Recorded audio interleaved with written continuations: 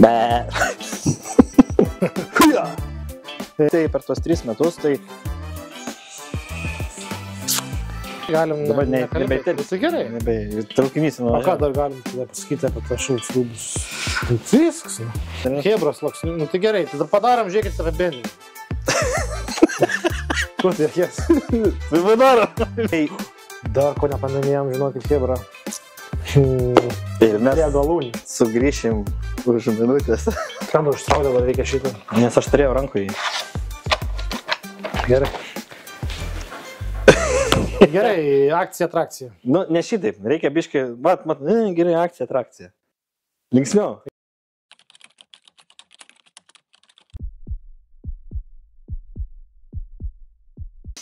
Sveiki sugrįžę į Kovoto kodo kanalą, taigi šiandieną mes lankomės vėl pas mūsų partnerius ebunkeris.lt arba bunkerių parduotuviai. Su mumis gerai žinomas veidas Gvidas. Šiandieną pasišnekėsime apie aprangą šaltesnių metų sezonų. Tikrai sulaukia nemažai klausimų. Einantys šauliai į pratybas klausė, žiūrėk, ką vilksis, ar reikia pasimti savo kitelį. Tai tenka su jais biškai pabendrauti, o niekas kitas geriau mums nepatars kaip Gvidas. Kaip apsirengti, apie ką reikėtų pagalvoti ir kokios yra opcijos šiltesnių drabužių. Jo, tai bet mes kalbėsim labiau ne apie civilius, o apie šaulius. Apie šaulius. Šauliai dažniausiai eina į pratybas ir ką jam reiktų apsirengti, ne? Tai nuo ko pradėti? Nuo viršaus, nuo pačios. Pradėkime nuo viršaus. Tai kepurės realiai turi būti flysnės, bent jau Šaulių sąjungos ta originalioji kepurė, kur yra su vyčio kryžium yra flysnė ir turi būti tamsiai žalios spalvos. Tai bunkerį galite, tų flysnių kepurių iš tikrųjų yra labai daug, tai galite išsirinkti kokią tik savo norit, gali būti su ta velkra, gali būti be velkra, bet tiesiog flysnė kepurė, kas yra gerai su flysu, kad flysas ne per pačia vėjas. Arba gali būti merino vilnos kepurė. Pagal statutą turbūt nebus labai gerai su merino vilnos eiti kažkur į rikiuotę ir panašiai, bet į pratybas, kai į miškas, gali dėtis drąsiai merino vilnos kepurę, aišku, juodą spalvą. Ir manau, niekas turėtų prie jūsų neprisikabinti, kos geriau su merino vilna, kad jinai labai gerai šildo jūs, bet minusas yra jaus, kad jinai perpučia, ko flysas yra atsparesnis vėjai. Tai apie kepurės yra tiek, tada toliau einam prie kaklaskarius. Iš tikrųjų labai svarbus dalykas yra kaklaskarė. Daug kas kartais nepagalvoja, tos kaklaskarės nenaudoja, bet iš tikrųjų per tą vietą labai daug iš mūsų ir šilumos išeina ir labai vėjas pučia. Tai kaklaskarė būtinai siūlau naudotis. Tai ir vėlgi 2 opcijas, arba flysas, arba merino vilna. Tai gali būti tokia ilga kaklaskarė, kur yra flysas, musuotas su medvilne ir polisterio, kas yra gerai, kad flysas jūs saugos nuo vėjo, o tą viršutinę dalį galėsi dėtis ar ant veido, pridengti savo nosius, skruostus, arba netgi užsidėti ant viršaus, naudoti kaip kepuraitė. O dabar, jeigu šnekant apie galvos apdangos ir kepurės, tai kepurė yra kepurė, bet ir turime šalmą.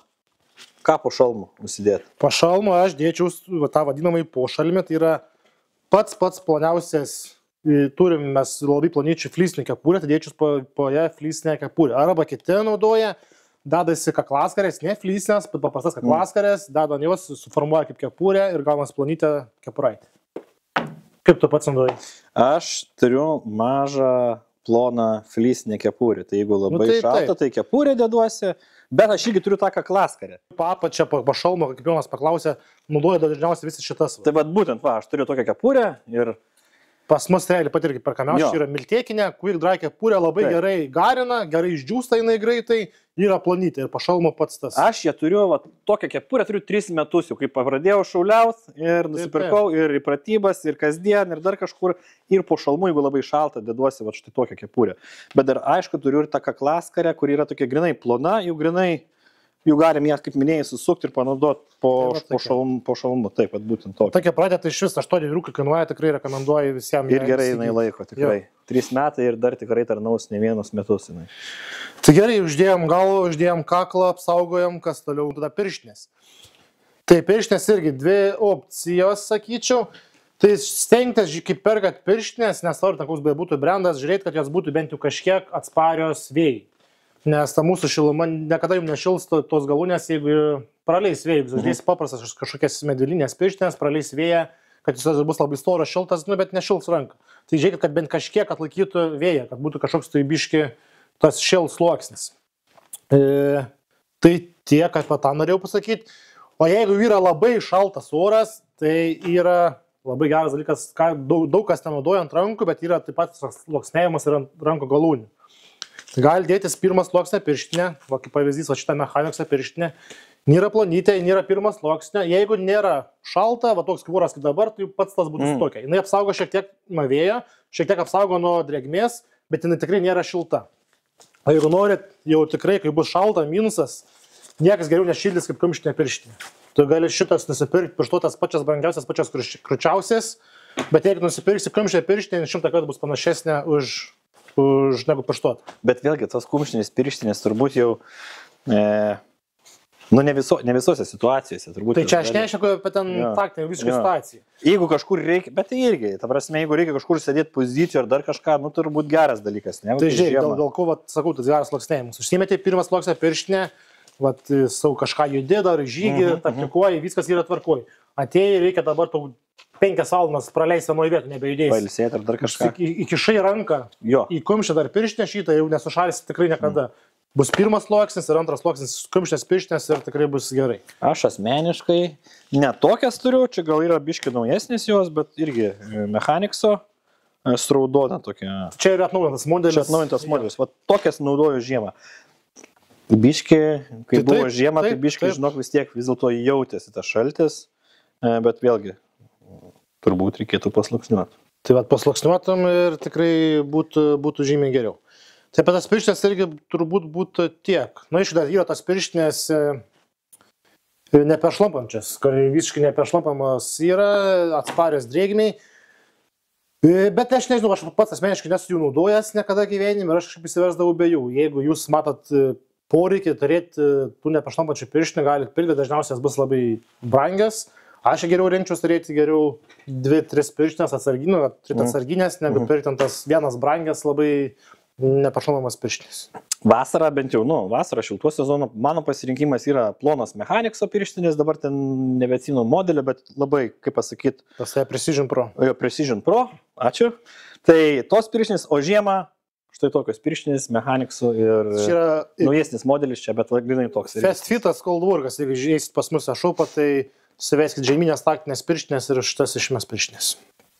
Tai gerai, apie rankas apkalbėjom, dabar kojos. Gerai, kojinės. Tai dabar apie kojinės yra 2 opcijos, ne? Yra sintetika ir yra merino vilna. Arba vilna. Visas kitas medžiagas pamirškit medvilnės, tau jau kartuojas ir pas tave video ir pas tave turbūt esu kalbėjęs. Medvilnė meškit lauk iš vis nereikalinga medvilnė yra. Tai jeigu renkatės vilną, kokie yra jos pliusai. Tai vilna labai gerai garina, nesmirda ir greitai džiūsta. Turi minusą, kad jinai greit susidėvi palyginus. Ir arba jeigu pirksi sintetiką, tai sintetika lygiai taip pat gerai garins, lygiai taip pat gerai džius, bet jau smirdės. O pliusas, dar vienas pliusas jos yra, kad ilgiau dėvėsis. Bet žiemos metu rekomenduoju tik tais merino vilną arba vilną. A jeigu iš vis turit savo močiučių megztas senovinės kojinės vilnonės, tai yra pats geriausias variantas. Dėtis irgi sluoksniuoti, dėtis kažkas plonytės, kad, pavyzdžiui, yra Pentagono laitas, labai plonytė merino vilnos kojinė ir ant viršaus, jeigu užsidėsi dar tą žeminę vilnonės kojinę, vilnonę močiutės kojinę, tikrai nesušalis. Tai žodžiu, kai renkatės žiemą šitas kojinės, visą laiką žiūrėkit, kad būtų vilna arba merino vilna, kad nebūtų medvilnės. Ir viskas. Tai apie galūnės iš tikrųjų labai trumpai ir paprasta, ne? Taip. Daugiau nieko nepridėsi, neatimsi, o tada turbūt reikėtų jau leistis į patį kūną. O ten jau pasirinkimų yra N. Aš atsimenu, buvo pratybos, gal nebeatsimenu, gal gruodis buvo taktinis šaudimas. Gvidas irgi dalyvavo, mes visi atvarėm su tokiamis triukimus įvilkę, užsitituloja, vos pajudėti galim, visi įsipūtę.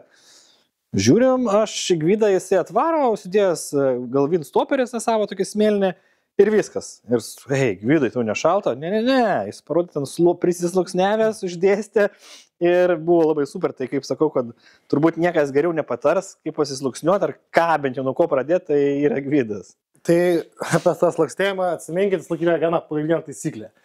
Geriau daug plonų rūbų negu vienas storas. Tas vienas storas rūbas niekada jūsų tiek nešildys, kiek daug plonyčių rūbų.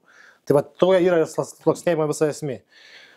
Tai jeigu prašnekant dabar nuo pačio pirmojo sluoksnio, tai kas turėtų būti, jau kas liečia su mūsų kūną, tai arba vėlgi, arba merino vilna, arba pirmas sluoksnio sintetika. Va čia, pavyzdžiui, yra helikona, net taip ir vadinasi level 1, pirmas sluoksnis. Tai irgi čia ir vėl, kaip pasirinksit, sintetika ilgiau nešiausis, merino vilna greičiau supliš, sintetika smirda, merino vilna nesmirda, lygiai taip pat abidvi gerai garina, lygiai taip pat abidvi gerai džiūna. Ir dažniausiai merino vilna bus brangesnė už sintetiką. Tai va, tai ar pasirinksit tą pirmą sluoksnį sintetiką, ar merino vilna nėra skirtumo, bet turi būti jau šita pirmas sluoksnis plonytis, jis jau turi būti toks labiau jau aptemptas, neturi būti toks jau palaidas, jinai tas funkcijas yra kaip antra oda mūsų. Tai pirmas sluoksnis turim, antras sluoksnis yra termoflysas geriausias yra dalykas. Legendinis termoflysas. Va čia, pavyzdžiui, tai irgi yra helikona, tai pravadinės level 2. Level 2 arba vaflis. Arba vafliukas, jo, kažkas vaflių, ne. Tai va čia viduje yra tokie kvadratėliai. Kam tie kvadratėliai skirti, jeigu kas nors dar nežino, tai kad būtų padarytų kuo daugiau tarp mūsų oro tarpų. Tam ir kai mes sluoksniuojam tuos rūbus vieną su kitu, dedam daug plonyčių rūbų, mes padarom oro tarpą tarp rūbų. Ir tam ta šiluma ir laikosi tarp oro tarpų. Tai va tie kvadratėliai dar padidina tas oro tarpelius tarp kūno ir tų sluoksnių ir taip mes labiau šylam. Tai va šitos du sluoksnius pirminius būtent rekomenduoju dėtis tokius. Turim pirmą, turim antrą sluoksnį. Jo, turim pirmą, turim antrą ir tada trečias sluoksnis, aš rekomenduoju, dabar kas čia šaulius, nesidėkit, kai einat į mišką, taktikuoti, kariauti tų švarkelių. Nereikalingas švarkelis, miške papačia tik tai svoris, varžo jūs, šilumos visiškai neduoda, blogai jis džiūna ir panašiai. Tas švarkelis yra nereikalingas. Jeigu sėdant kažkur ten reikiuoti ar kažkokios oficialios dalykus, tada švarkelį. Švarkelį dadam, bet jeigu einam į mišką, tas švarkelis mums nėra reikalingas. Tai po antros sluoksnio jokių švarkelių nededam, o dedam flysą. Dėl ko flysą? Flysas yra gerai tuom, kad jis vėlgi greit džiūsta, gerai garina ir turi tikrai labai geras šiluminės savybės. Ir šiek tiek apsaugo mus nuo vėjo. Tai flysai du variantai. Pavyzdžiui, paėmiau legendinį Helikona Patriotą pirmą versiją, jis yra dviguba flysa. Nes būna viengubas flysas arba dvigubas. Čia jau yra du sluoksniai flyso. Jis jau yra labai storas ir labai šiltas. Kas blogai su juo, kad jis yra jau toks kaip striukė. Po ją užsidėti dar kažkokią viršutinę striukę, jau yra gan sunku. Jau sudėtinga būtų. Jau sudėtinga, nes yra labai storas, dviguba flyso. Tai va, yra antras Patriotas, atnaujintas jau. Lygiai toks pat, bet tam kadu. Jis už savęs yra, žinai, toks planesnis. Planesnis, taip. Ant jo dėti striukę jau nebūtų jokios problemos.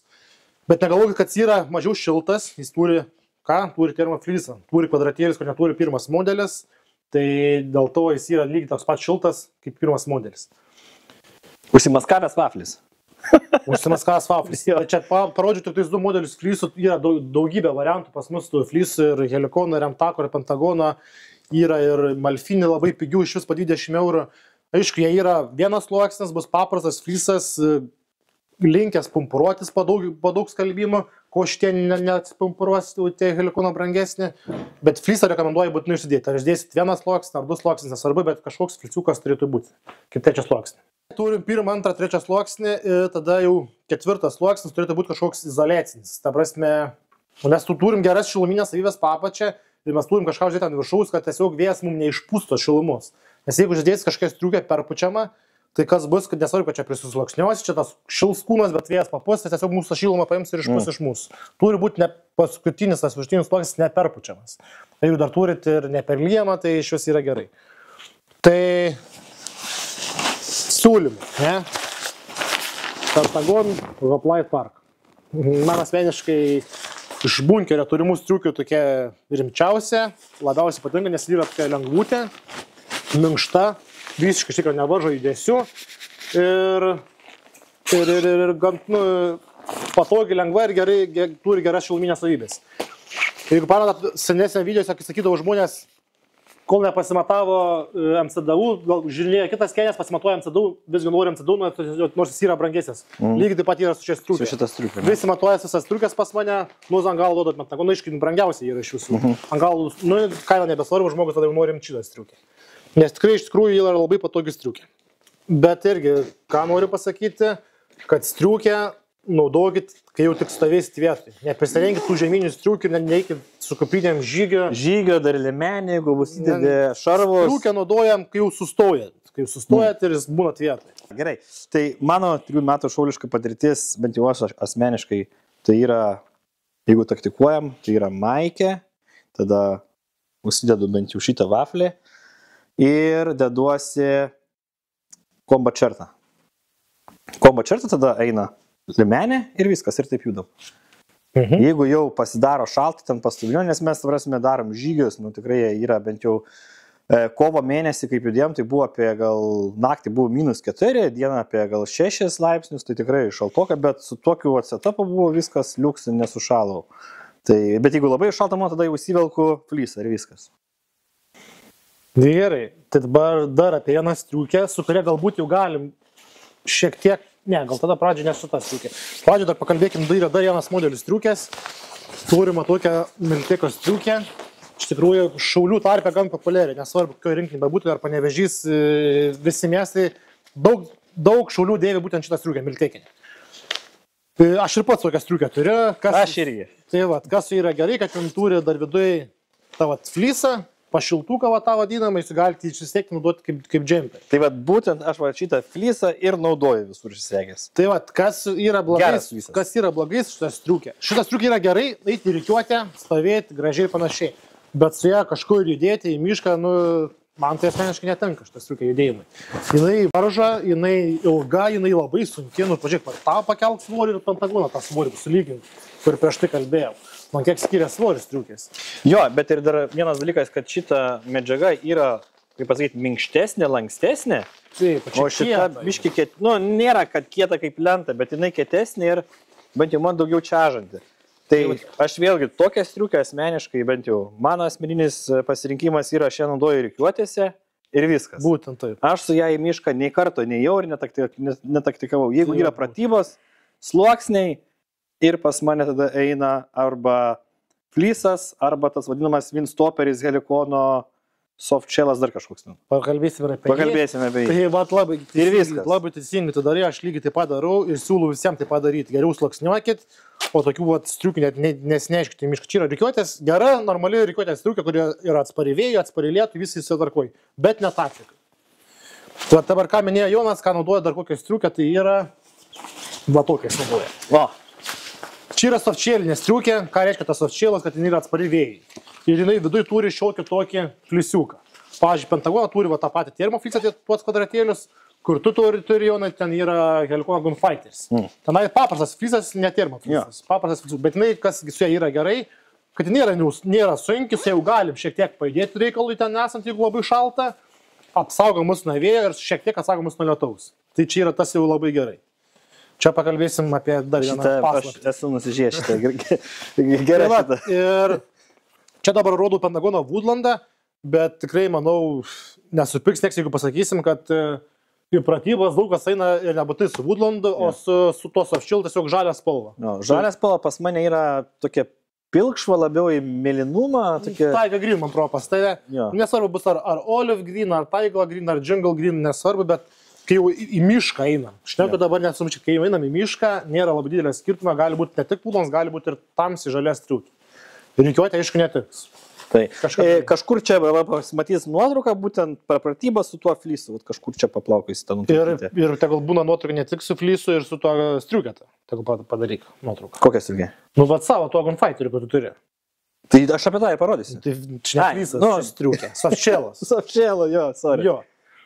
Tai va, būtų va tos pagrindinės 3 striukės. Ir ką dar norėjau parodyti, tai naujiena bunkerį. Nu kaip naujiena? Ne naujiena, tas striukė bunkerį yra daug laiko, bet būtent Woodlandas naujiena. Čia yra Helikono Warhoundas. Tai čia yra toks vinstoperiukas. Labai planytis, minkštas. Labai toks fainas, liesti. Tai va, palauk, noriu ištraukti kišenį, turėtų būti, jeigu nieks nepabagė. Va, šita striukė telpa va tokį mišelį. Man tiek susispaudžia. Ir telpa tokį maišelį. Netgi aš manau, kad jeigu, pavyzdžiui, prieš tą kokią karą diržą turėtum kokį paučą, galėtume susilankstyti, į paučą įsidėti ir su savimi nešiotis tą striukį.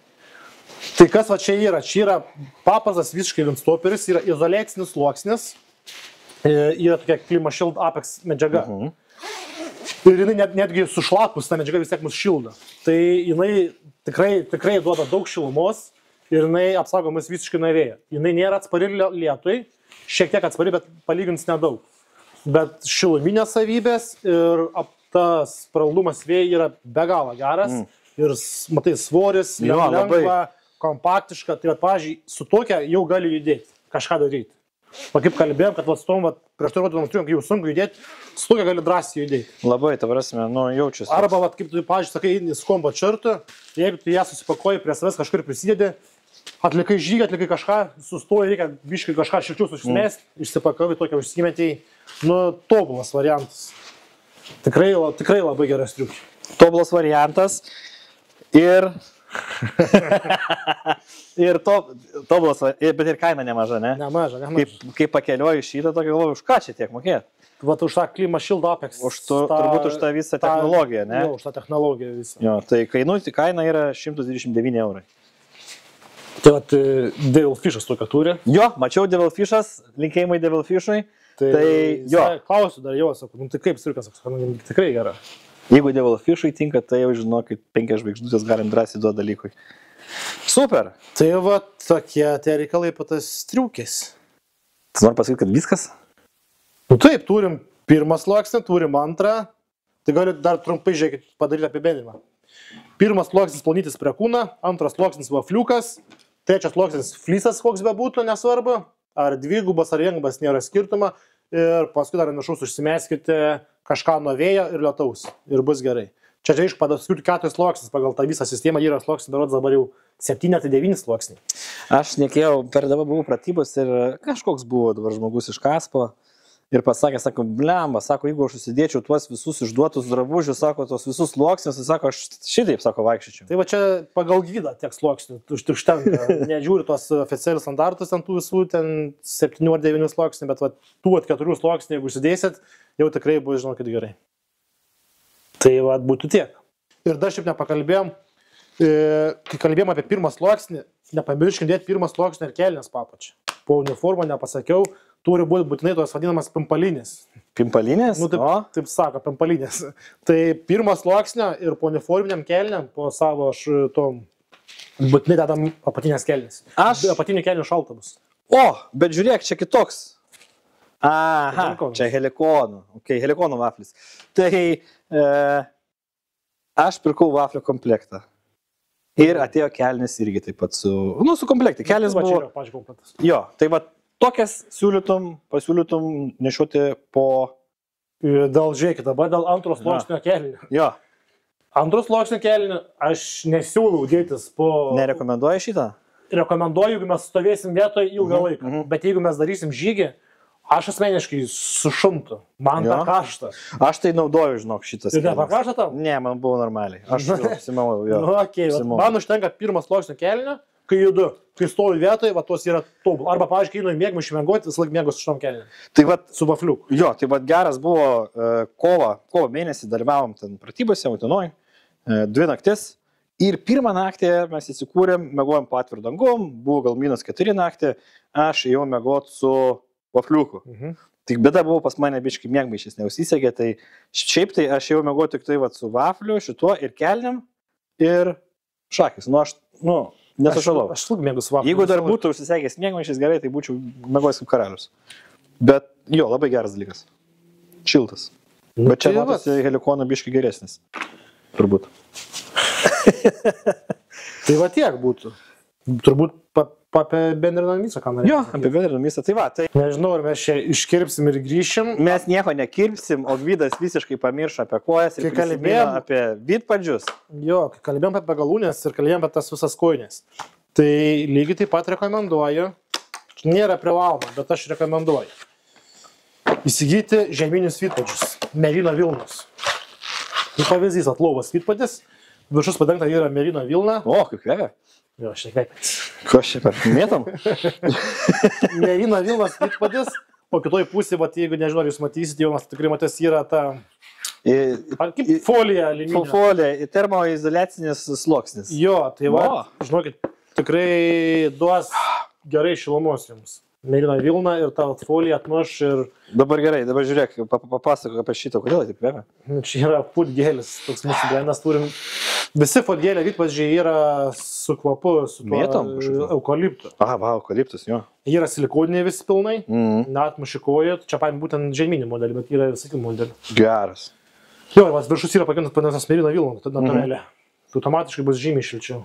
Tikrai šilčiau. Bet vasarą turbūt kitais mėnesiais Ne, tai yra lygiai tas pats Foodgėlis, bet vasariniai. Ne mėlyną Vilną savo vidurį, o nešaus yra paprasta oda uždėta.